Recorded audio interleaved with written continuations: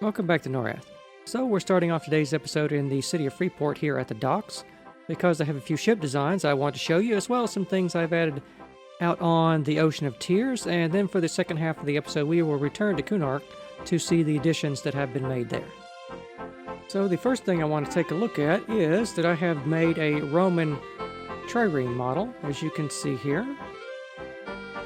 It is, of course, a Quinosian ship, but it's docked here at Freeport. We just have one of these. It's presumably on a trade mission, sailing all the way around the continent through the pirate-infested waters. You have to have a very strong ship to get through there unscathed anyway.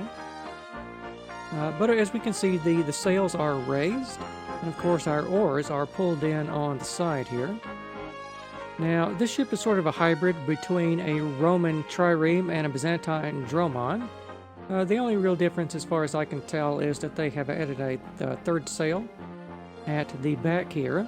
And of course, I have added some things to make this more reminiscent of a trireme from Age of Empires. I have added the little shields along the side here, the little curl at the bow, and of course we have some glowstone eyes here on the bow as well, because the Romans always have to paint little eyes on the front of their ship. And we have a big curly stern section back here as well. Sort of a banana shape, I think.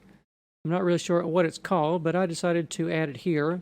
This is because this is like where the bridge would be. Right here, I haven't really added a wheel, but there is a space to go down into the ship here. And of course, we have our hold, where we would have our oarsmen sitting on the benches here, rowing the ship. And I haven't filled in the rest of it. I've only just finished making the reference model here just the other day. But I wanted to at least give you a preview of this. There are lots of these that I've already put docked at the docks in Koinos. But we will have to go and see those another time. There is also around here a High Elven trading ship. This is sort of their medium-sized ship that is docked here. It has triangular sails, but they're all furled up at the moment.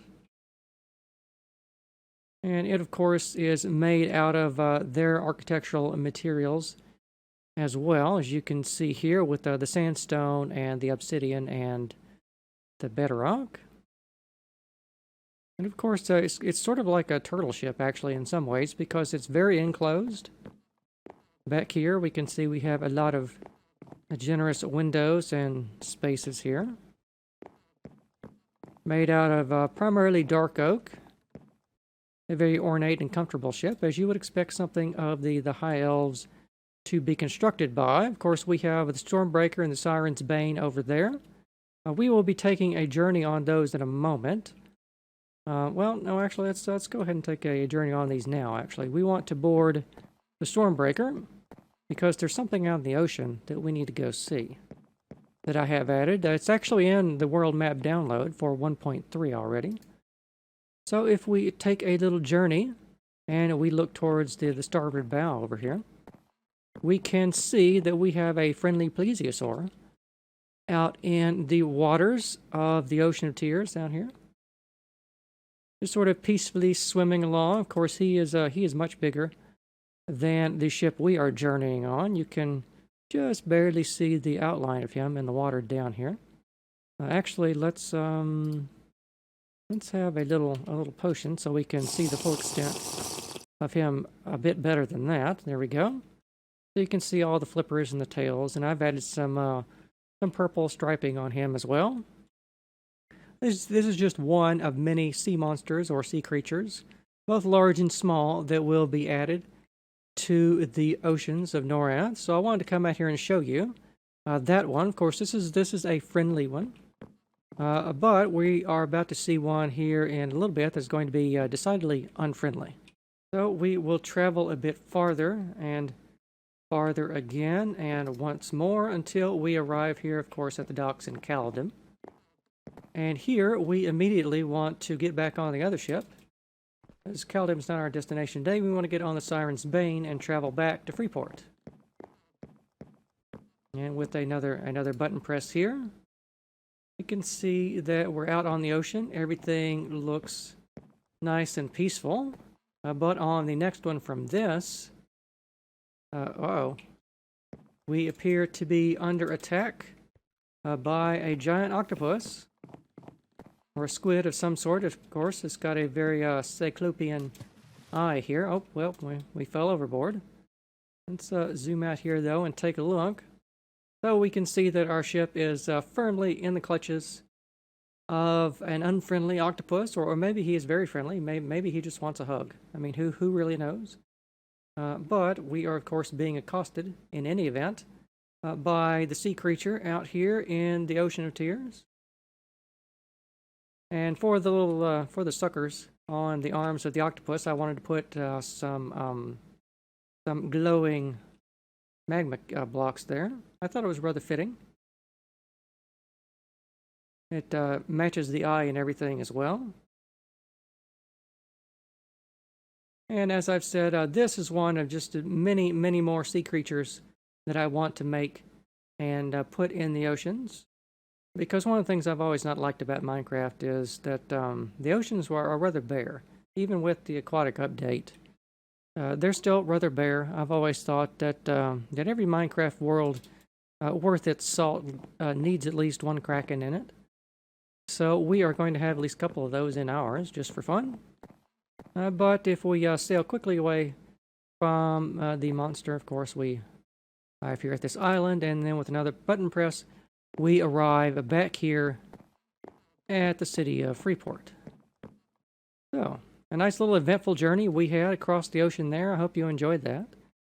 This is one of many such ships and journeys that you will be able to take one day when all the world is complete and you can travel around on the boats as you see fit to do. Of course, there are other ways to get around, not just over the sea. We also have all the portals, but we also have some air options now. Of course, you've noticed the hot air balloon we've had up here for a while. That's eventually going to go to the halfling city of Rivervale. But this one up here is something quite different. I'm not sure where this one goes yet, but as you can see, I have taken one of those ships down there, just the hull. I lifted it out of the water and left the mast on. But I've attached the mast to a giant balloon that, of course, is suspended above the ship, or rather the ship is suspended from the balloon. And, of course, this being a medieval Zeppelin, you could say, we have sail power here. So we've taken the sails off the ships down there and moved them off to the side and integrated a hot air balloon over here as well. So I'll just give you a minute and go around here so you can take all of this in.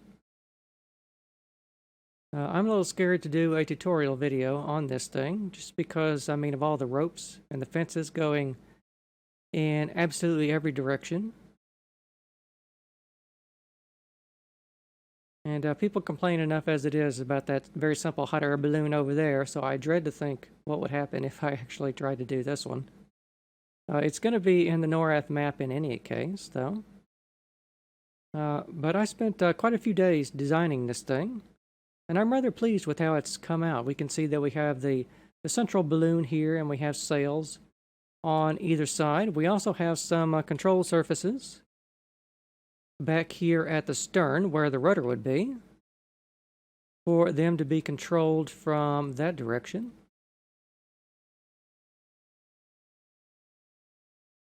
I wanted to make the ship sort of make it look like something out of Leonardo da Vinci's sketchbooks, with the various flying craft that he made.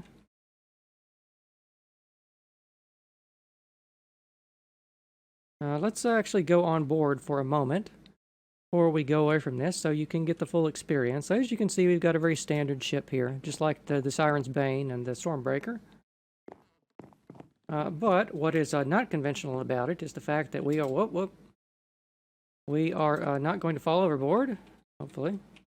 What is not conventional about it is that we are, of course, in the air.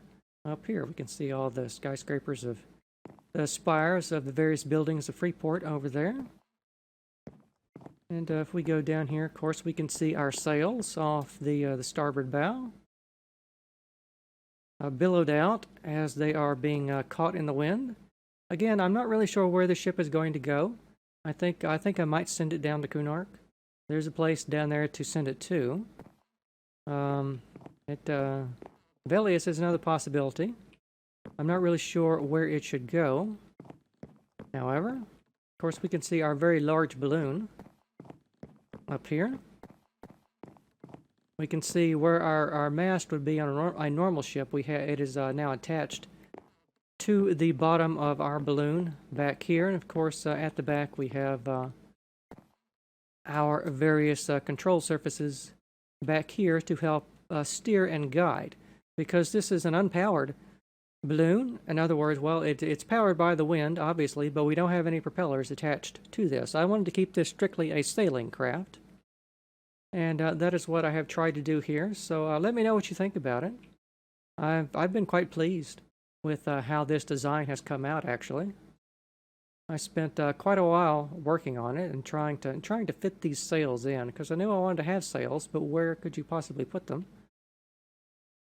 So we've just put them off to the side here. And of course you can contrast that there with the hot air balloon.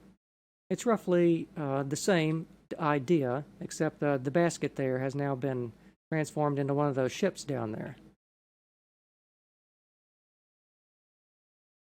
But I think that that is going to be enough for that today. We now need to head back to Kunark. Now that we have been to Kunark, you will see that we have one of these obelisks down here. It's of Shissar architecture, or Ixar also. Of course, this was hauled up from the Desert of Ro back down here. There's actually some things down here we can go see, actually. Let's just take a little detour.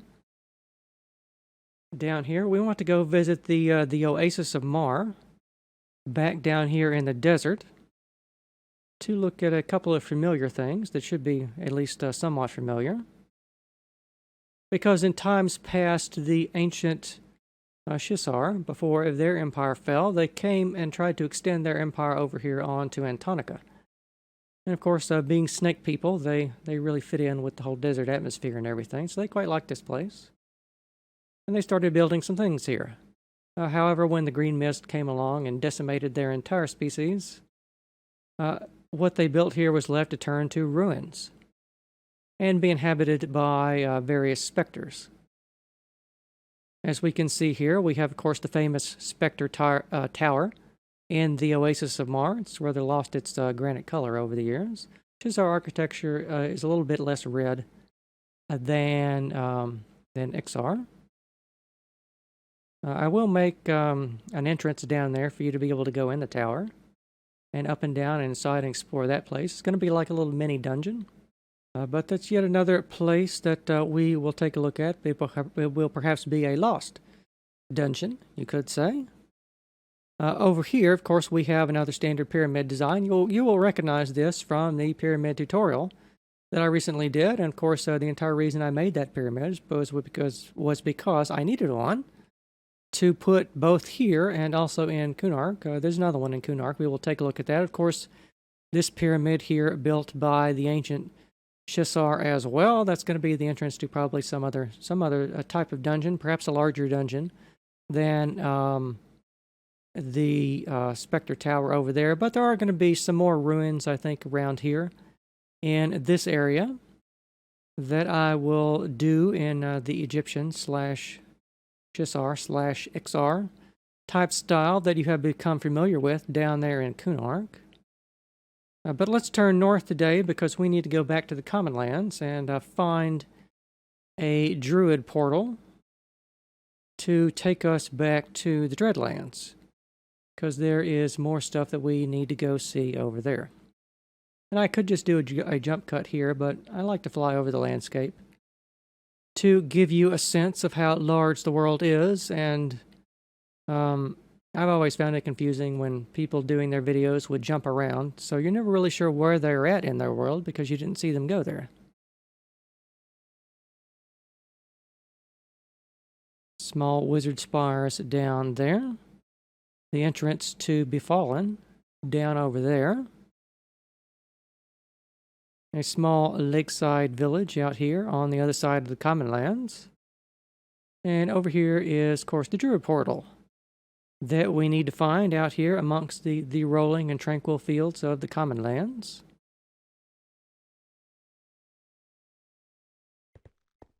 Alright, and from here we need to find, there it is, the first one, the Dreadlands. Alright, so here we are back in the Dreadlands, and we can immediately see that there's something new here. So if we go towards it a little, we can see that we have another pyramid. But this one is even bigger than the one we previously saw. I will do a tutorial on this one at some point as well. This is sort of a medium-sized pyramid. Yes, I know it's really large, but it's medium-sized, trust me, compared to the ones that I still have to build and have already made, of course. Over here we have the wizard spires and everything. There are entrances to this. I'm not ready to go inside because I haven't made anything enough in there to go and show you.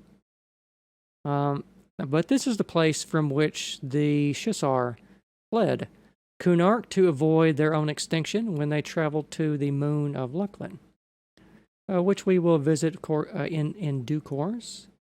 Let's get our bearings here. So we want to head roughly, I think, let's go roughly in this direction. We need to go back up and take a look at the Ixar city of Deneck, which we've been constructing for the past couple of episodes. But in the last episode, I neglected to actually show you any ruins on Kunark still. So we are going to rectify that situation and go back up there and take a look at the now ruined Ixar city of Deneck. And that is because that the majority of Kunark is going to be looking like the ruined city of Deneck as we go along. Kabilis is mostly the exception, still being intact. We want to skirt around the Skyfire Mountains here. Don't want to get too close to the Dragonlands.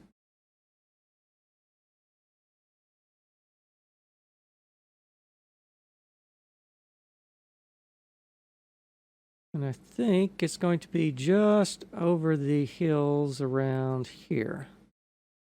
Oh, nope, there's Skyfire down there. We haven't traveled quite long enough. Norrath is quite large. It's 18,600 blocks across for just one dimension of it. That's before I add the moon. So here we are back in the over there. And we now see Deneck coming into view. And it looks rather battered, actually. I've only just done the first pass over this city. And as you can see, it has been attacked by a small army of dragons since the last time we saw it. They've taken big chunks out of the wall. All of the houses down here are wrecked and blown to pieces. This obelisk right here has been snapped in twain, and part of it has fallen down onto the road here. The upper part of this obelisk was obliterated entirely. We have a column here that has fallen down from this little pavilion. Right there. And of course, the main structure of the main fortress of Deneck has, of course, been attacked, and very heavily attacked, and obliterated by dragon fire. If we get a little bit closer to it, we can actually see they penetrated into the interior spaces in here as well, and blown apart some of the columns and everything as well. You can actually see to the other side over here. Of course, ancient Shisar/Ixar architecture is very tough, so it can withstand a lot and not completely fall over. So we still have a substantial amount of ruins here, which have of course now been inhabited by a scavenger crew of dark elves and trolls and a few ogres. And pirates of every description also will dock up here from time to time. I do need to add more piles of debris and everything around, though. Let's actually land and take a look at the city from the ground level. So, I mean, if we look up, I mean, if you remember, we used to have a nice pointy spire up there, but that thing was completely blown apart by the dragons. because it was formerly a ward that would protect the city. But they had to destroy that quite quickly. And then after that, they laid siege to the walls, poked a lot of holes in those. And after the defenses were gone, they turned their dragon fire on the populace down here. And blew apart a lot of the housing as well. The lower part of that house is very much intact and habitable, but the upper floor of that, not so much. It's completely lost its second story, and indeed its third story up here. We have just a couple of blocks of that left. And all the houses around here are in various stages of destruction. Many of the lower floors are still good enough to inhabit, and that's where the Dark Elves and the Trolls and the Ogres have taken up shop down there. They don't really want to build anything new. We have another column that has fallen over here off of its base as well. Let's take a look at the outside from some of the extreme damage that's been done to the walls. We have one of the heads of the Ixar Pharaoh statues here has been blown off by the dragons. We have this entire section of wall has been obliterated. A big chunk out of that wall. Most of the towers have chunks out of them as well. A lot of damage to the main tower over here as well. And an extreme amount of damage back here at the port area. I haven't built it yet, but there's going to be some port facilities off here for the pirates and everything to pull up their ships at. Of course, this was an Ixar port at one point for the fledgling navy that they have. They tried to construct one over here, but the dragons really didn't like that, so they came and destroyed the entire fleet. And that was the beginning of the long conflict between the Ixar and the dragons. Of course, the dragons eventually won that fight. But it was not an easy fight to win. Of course, we have a really big chunk that's been taken out of the walls back here as well. And in between here, I need to put in some piles of debris in the streets there and all around the city, as well as putting in some overgrowth in some areas. Most of the ruined cities in Kunark will be extremely overgrown, but not this one, because as you can see, the over there is very arid. I mean, we only have just a couple of trees in the entire zone around here, so it's not going to be overgrown very easily. But most of the other cities in Kunark will be heavily encrusted by jungle. In other words, they'll be sort of a pattern like this, with similar details and amounts of destruction, but they will be also completely covered by jungle as well. So you won't get as good of a view of them as you're getting right here. But I do hope you like the now ruined city of Deneck here. Of course, I've kept a copy of this before I did all the damage to it, as you can see here. But yeah, that is the now ruined Ixar city of Deneck. And I think we've seen all there is to see here. So let's turn our attention towards a few other things that I want to show you before the end of the episode today.